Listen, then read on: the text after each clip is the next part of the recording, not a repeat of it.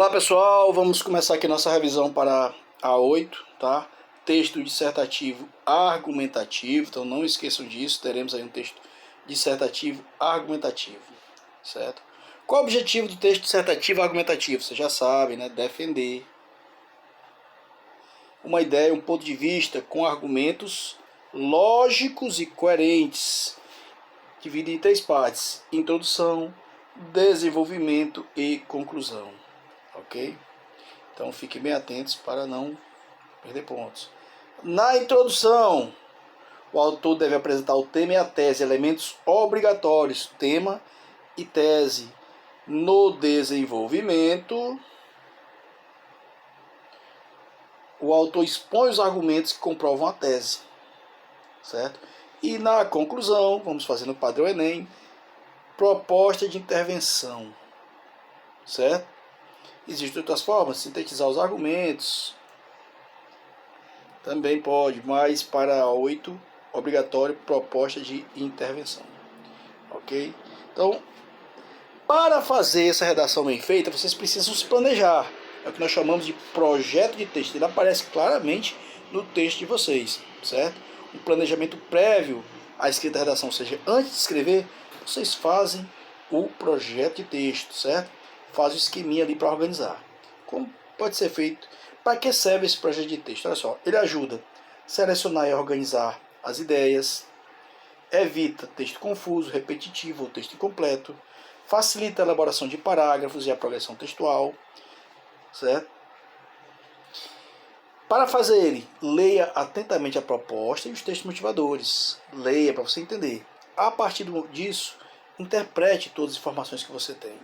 E aí, sabendo claramente sobre o que é o tema, o que você vai fazer? Você vai definir a sua tese. Qual é o seu ponto de vista? Depois disso, reúna todos os conhecimentos que você tem para dividir os argumentos, separar o que é realmente argumento para você. Estabeleça a ordem dos argumentos. Qual argumento vai primeiro, qual argumento vai segundo. E pense já na conclusão, porque você vai elencar alguns problemas e a sua conclusão vai solucionar esses problemas, certo? Ou sugerir ali melhoras, tá ok? Parágrafo de introdução, como nós vamos fazer isso? Pense bem, parágrafo de introdução obrigatório, tema e tese, certo? Então vocês vão apresentar o assunto, determinação do tema, certo? E a sua opinião, que é o seu posicionamento. Depois, vocês podem apresentar também os principais pontos de defesa da sua tese que você vai usar ao longo do texto. Uma das formas de fazer o primeiro parágrafo, estamos falando aqui, pessoal, de primeiro parágrafo. Contextualização, apresentação do tema e da tese e citação dos tópicos. Como é que eu posso contextualizar? Apresentar um verso de um poema, um texto de uma música, uma passagem de um filme, uma passagem de algum personagem, alguma história de algum personagem no filme, uma citação de um fato histórico, ou você pode apenas fazer uma declaração a respeito do tema. Tem várias formas de contextualizar, certo? Após contextualizar, você vai dizer qual o tema realmente e qual a tese. E você pode fechar o seu parágrafo citando os tópicos que vão defender a sua tese. Vamos ver aqui um exemplo com o tema Os impactos da pobreza no Brasil. Vamos lá. Modelo 1. No livro Entre o Céu e o Inferno, do autor cearense Mário Júnior, a família Silva se desloca em busca de melhores condições do interior do Ceará para o Rio de Janeiro, mas é recebida com preconceito e violência. Usei aqui o meu próprio livrinho ali como base. Bom, eu separei aqui cor azul, cor preta e cor vermelha. Azul a introdução, a preta o desenvolvimento e a vermelha a conclusão do parágrafo. Então nós temos aqui introdução, desenvolvimento e conclusão. Esse é o parágrafo padrão. Olha só, eu sei aqui o tema, os impactos da pobreza no Brasil, mas se eu não soubesse o tema. No livro Entre o Céu e o Inferno, do autor cearense Mário Júnior, a família Silva se desloca em busca de melhores condições do interior do Ceará para o Rio de Janeiro, mas é recebida com preconceito e violência. O tema pode ser violência, pode ser preconceito, pode ser êxodo rural, né? Várias coisas. Também aqui a pobreza está aqui, né? Pode ser pobreza. Então, qual será o tema? Aqui eu sei, mas aqui nesse primeiro momento eu só contextualizei algo que vai me dar a ideia para a minha defesa. E aí eu venho para a segunda parte, onde eu vou realmente dizer qual é o tema.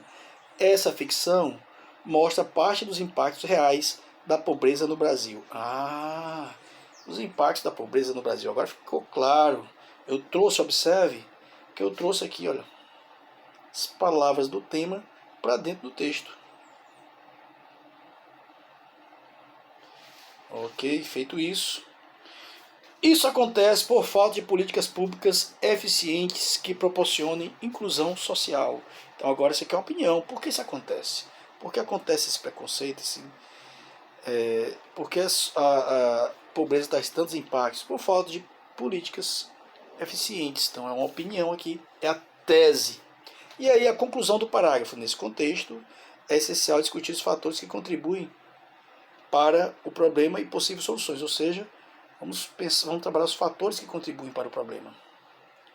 Certo? É isso que vai ser trabalhado. Vamos ver mais um exemplo de primeiro parágrafo?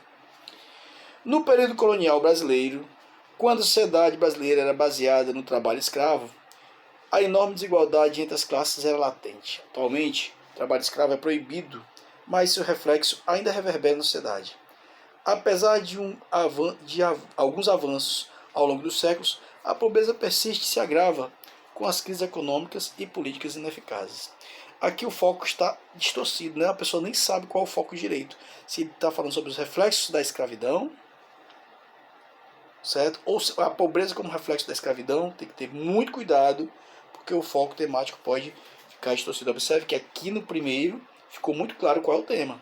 Essa ficção mostra parte dos impactos reais da pobreza no Brasil. Aí a partir daqui ele vai. Então muito cuidado quando fazer. Vamos lá. Modelo de parágrafo de desenvolvimento. A partir disso, vamos pensar agora lá no primeiro parágrafo, aquele primeiro foi bem feito. A partir disso, cabe ressaltar um dos fatores que contribuem para a pobreza no Brasil. Observe que ele trabalhou lá os fatores. Aí diz aqui, a má distribuição de renda, que gera desigualdades sociais e regionais. Então, má distribuição de renda. A esse respeito, segundo o IBGE, cerca de 24% da população brasileira vive em situação de pobreza, sendo que os estados do Norte e do Nordeste, uma coisa que quero que vocês percebam, aqui ó, os estados do Norte e do Nordeste, minúsculo, né? Os estados, que estados de forma geral, não é o estado do Brasil como estado, certo? Ok. Só para que vocês tenham ideia da diferença disso aqui, usa-se muito na redação, acho que tem aqui o estado brasileiro. Daqui, deixa eu ver. Não, não tá. Ok, vamos então seguir. Opa. Então aqui, pessoal, vamos voltar. Então quando eu falo Brasil, o estado deve fazer tal coisa, o estado referente ao Brasil é estado maiúsculo, tá? Quando eu falo em estados do Brasil, os estados de forma geral, né? Essa palavra estados é minúsculo, tá? Então vamos para o desenvolvimento aqui. A partir disso, cabe ressaltar um dos fatores que contribui para a pobreza no Brasil, a má distribuição de renda, que gera desigualdade social e regional. A esse respeito, segundo o IBGE, cerca de 24% da população brasileira vive em situação de pobreza, sendo que nos estados da região Norte e Nordeste, os estados da região Norte e Nordeste concentram as maiores proporções de pessoas nessa condição. Infere-se disso que a falta de acesso a serviços essenciais, como saneamento básico, saúde e educação, nessas regiões, é um dos critérios que define a pobreza, já que são as que mais sofrem no país pela falta desses serviços. Então observe aqui, ele apresentou o dado, fez uma análise do dado, né? As regiões que são mais pobres, são mais afetadas, e citou quais são os impactos nessas regiões. São as regiões que mais sofrem com isso aqui, explicou um pouco. Certo? Então é só citar o dado e fazer uma interpretação desse dado. Nessas condições, a falta de oportunidades de trabalho e renda leva muitas pessoas a migrarem para outras regiões em busca de melhores condições, como acontece com a família Silva no livro Entre o Céu e o Inferno. Olha só que esse segundo parágrafo ligou lá no primeiro os dados que ele apresentou aqui. Isso aí já vai ganhando ponto também na progressão textual. Você pode planejar lá no seu projeto de texto. Eu vou usar essa citação aqui. Essa vai ser minha citação número 1. Aí no desenvolvimento eu vou canalizar para que eu possa levar tudo para a primeira citação. Pode ser feito, como foi feito aqui. Então ele apresentou as regiões, os problemas das regiões, para ligar com o que ele falou lá no primeiro parágrafo. Observe que ficou bem ligado. Certo? O terceiro parágrafo, vocês não precisariam mais fazer essa ligação lá, mas continuariam apresentando aí mais dados. Tá? Lembre-se, coisa importante aqui, ó. A parte disso, conectivos. Tenho aqui encerramento do período com ponto. A esse respeito, certo? Nessas condições, ok, pessoal? Sempre atentos a isso. Modelos de parágrafo conclusivo. Diante desse cenário, é necessário que o Estado brasileiro, está aqui, o Estado brasileiro, o Brasil como Estado, implemente políticas públicas de inclusão social que visem garantir os direitos e a cidadania das pessoas em situação de vulnerabilidade. Cabe ao governo federal, por intermédio de seus ministérios, ações que promovam a participação plena e igualitária dos indivíduos na sociedade, respeitando suas diferenças e diversidades. Dessa forma, o país combaterá as consequências da pobreza. Vamos lá, elementos nulos temos aqui. Primeira parte desse cenário, é necessário que o Estado brasileiro, mas quem do Estado brasileiro? Implemente políticas públicas de inclusão social. Até agora eu não disse nada. Isso aqui são elementos vagos. Que vise garantir os direitos e cidadanias. Seria a finalidade? Finalidade até caberia, se tivesse por enquanto aqui um elemento para sugerir essa finalidade. Aí vem aqui. Cabe ao governo federal, agora sim, agora eu tenho um agente concreto, o governo federal, por intermédio de seus ministérios, 2, quem e por que meio. Então, 1 e 2 elementos, são 5 para tirar a nota máxima aqui, né? Ações que promovam a participação plena e igualitária dos indivíduos na sociedade. Que tipo de ações? Ele não falou, então esse aqui é elemento nulo. Respeitando as diferenças e diversidades. Dessa forma, o país combaterá as consequências da pobreza. Certo. Vai combater as consequências da pobreza. Poderia até considerar aqui o elemento 3, mas um efeito, só que ele não tem a ação em si. Qual é a ação para ter esse efeito? Certo? Então faltou aqui a ação. E os outros elementos são nulos. Ok? Vamos continuar. Mais um modelo. Diante desse cenário, o governo federal deve promover, por meio de seus ministérios, vamos lá de novo aqui, ó, o governo federal, quem vai fazer? Por meio de seus ministérios, o meio, né? 2. Campanhas, agora é campanhas. É promover campanhas de inclusão social. 3. Agora eu disse alguma coisa. Tem que detalhar, né? Esta ação deve ser propiciada com mais investimento em educação, saneamento e fomento ao mercado de trabalho para as regiões mais afetadas. Opa, peraí, eu falei que tem regiões mais pobres lá. Eu comecei a combater ali os problemas. Visando combater a desigualdade persistente no país. Opa, desigualdade persistente no país, melhorando as condições das regiões mais afetadas. Então eu tenho aqui o 1, quem, o 2, o meio, certo? O meio. Esta ação deve ser propiciada com mais investimento. Então tem um detalhamento aqui, ó, 3. Saneamento básico para as regiões mais afetadas, visando, finalidade 4. Assim, diferente das personagens de Mário Júnior, aí voltou lá, fez novamente a citação, ó, vai ligando, aí vai ganhando ponto na competência 4, que é a progressão. As famílias mais carentes não precisarão, ó, um erro de gramática, sair de suas fronteiras, das suas terras natais, tampouco sofrerão com preconceito e violência em outros estados. Olha só, então ele combateu ali dando um efeito, certo? Então trouxe o efeito, só que ele já apresentou. Então seria o efeito aqui e teria 5 elementos. Sugestão de estudo para essa prova, olha só. As redações estilo Enem geralmente apresentam temas complexos que envolvam diversos aspectos históricos, políticos, culturais e geográficos. Sugere-se para avaliação 8 o estudo de consequências, causas e problemas que se relacionam com a dominação e os conflitos sociais, religiosos e econômicos do Brasil, no Brasil e no mundo. Então, estudem isso aqui, olha só.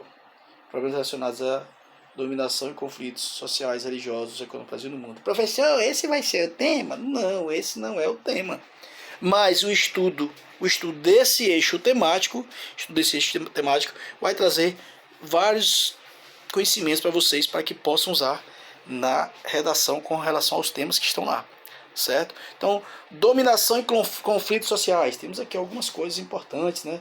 Desigualdade social como um dos principais fatores, certo? Colonização, exploração, escravidão, racismo, concentração de renda, falta de políticas públicas efetivas, certo? Pesquisem sobre isso aí, pobreza extrema, fome, analfabetismo, trabalho infantil, trabalho escravo, tráfico de pessoas, migrações forçadas, refugiados, guerras civis, violações de direitos humanos, guerras religiosas, tem muitas coisas aqui que vocês... Imperialismo, né? Dominação e conflitos religiosos, aqui ó, intolerância religiosa, uma das principais causas, né, que se manifestam aí. Preconceito, violência contra alguns segmentos cristãos ou outros segmentos de outros conhecimentos, de outras vertentes. Então nós temos aqui invasão, depredação de templos religiosos, agressão física, verbal a praticantes, perseguição, desrespeito à diversidade. Então tem muitos e muitos problemas, né, que acabam gerando essa perseguição religiosa, às vezes genocídio, limpeza étnica, atentados terroristas, guerras santas, etc. Falamos bastante sobre esse tipo de assunto aqui. Quando você mistura aí conflitos sociais, religiosos, vamos ver aqui também. Dominação e conflitos econômicos, desigualdade econômica, né? Desigualdade. Nós temos aí a pobreza, que nós vimos agora, a pobreza extrema. Concentração de renda é um dos grandes problemas. Tributação injusta, corrupção, evasão de divisas, dívida pública, dependência, déficit fiscal, déficit de moradia, certo? Briga por terras, né? Temos aí, nesse caso aqui, o Brasil ele trabalha aí com algumas discussões hoje, né? Nós tivemos a nova Previdência, temos a reforma fiscal, reforma tributária, reforma agrária, tudo aí tem a ver com toda essa situação, investimento em infraestrutura, certo? As crises financeiras atrapalham também, potencializam a pobreza, certo? Temos aí dependência econômica, subdesenvolvimento, escassez de recursos, conflitos por recursos, violação da soberania nacional, certo? Então nós trabalhamos vários e vários temas nesse sentido. Espero que vocês estejam atentos, estudem, se aprofundem nesses assuntos, que vocês terão realmente como chegar na redação de vocês e debater com conhecimento, fazer excelentes redações. Então, tá aí, um abraço a todos. Espero que todos se saiam muito bem na redação.